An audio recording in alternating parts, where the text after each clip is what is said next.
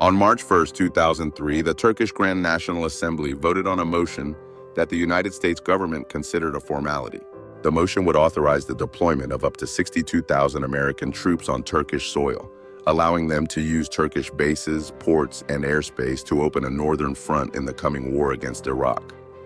Washington had been planning the northern front for months. American transport ships carrying the 4th Infantry Division's equipment were already waiting in the eastern Mediterranean.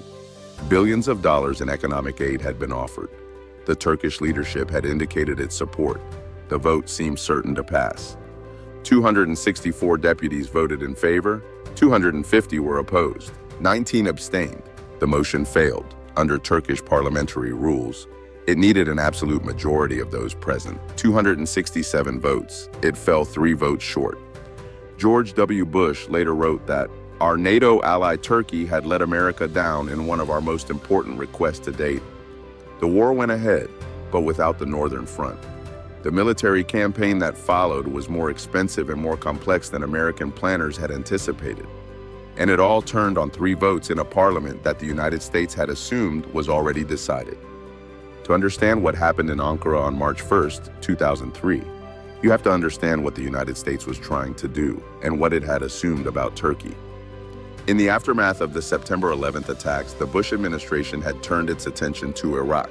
The official justification was Saddam Hussein's alleged possession of weapons of mass destruction. The strategic logic, as articulated by senior administration officials including Vice President Dick Cheney and Deputy Secretary of Defense Paul Wolfowitz, was broader: a transformation of the Middle East through the removal of authoritarian regimes and the establishment of democratic governments that would be friendly to American interests.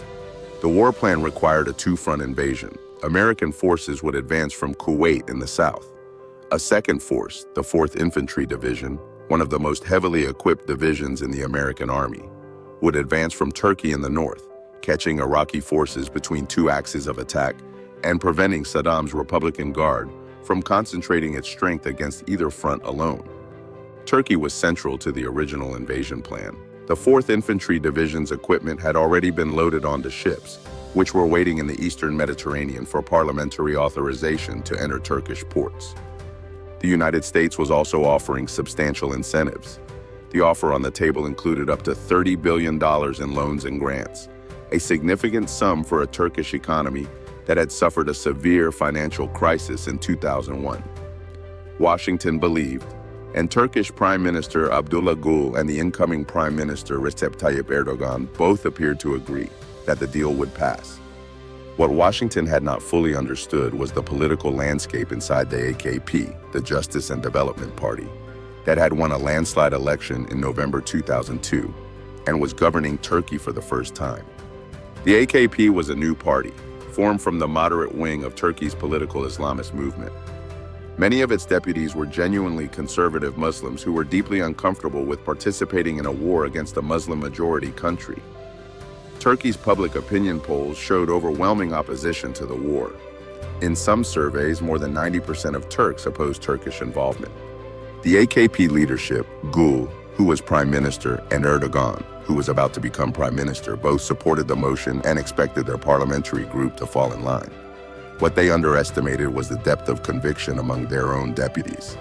Party discipline, which might have delivered the votes in a more experienced political organization, was not strong enough in a party that had been in existence for less than 2 years.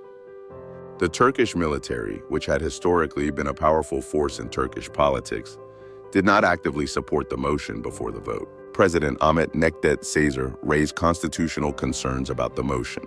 Several prominent AKP figures spoke against it in the closed parliamentary session, and the opposition Republican People's Party opposed it almost unanimously. When the votes were counted, the arithmetic was devastating: 264 in favor, 3 short of the required majority. The motion had technically received more yes votes than no votes, but it had not reached the threshold required under Turkish parliamentary rules, and the speaker declared it defeated. The reaction in Washington was one of genuine shock. Paul Wolfowitz flew to Ankara to try to salvage the situation. He was publicly critical of the Turkish military for not having done more to support the motion, a remark that caused significant diplomatic offense in Turkey. Subsequent efforts to pass a revised motion, allowing only airspace use, were more limited in scope and ultimately did not restore the Northern Front. The 4th Infantry Division's equipment, sitting in ships in the eastern Mediterranean, eventually sailed to the Persian Gulf and entered Iraq from the south, arriving weeks later than planned, after the main combat phase had begun. The military consequences of the absence of a Northern Front are debated among strategists. Some argue it was significant that Iraqi forces, freed from the need to defend against a Northern attack, were able to concentrate in ways that complicated the American advance, and that the subsequent conflict was partly shaped by the escape of Iraqi military units that a Northern Front might have captured or destroyed. Others argue the campaign succeeded rapidly regardless. What is less debated is the strategic and diplomatic consequence. The relationship between Washington and Ankara was damaged in ways that took years to repair. On July 4, 2003, American forces in northern Iraq detained 11 Turkish Special Operations soldiers, an incident that became known in Turkey as the Hood event, and that fueled anti-American sentiment for years afterward. The March 1st vote revealed something important about the nature of alliances and about the limits of what money and diplomatic pressure can achieve when they run up against genuine popular conviction. The United States had assumed that Turkey, as a NATO ally and a country with deep economic ties to Washington, would ultimately do what Washington needed. The offer of up to $30 billion in aid was framed partly as an incentive and partly as a signal of how seriously Washington took the request.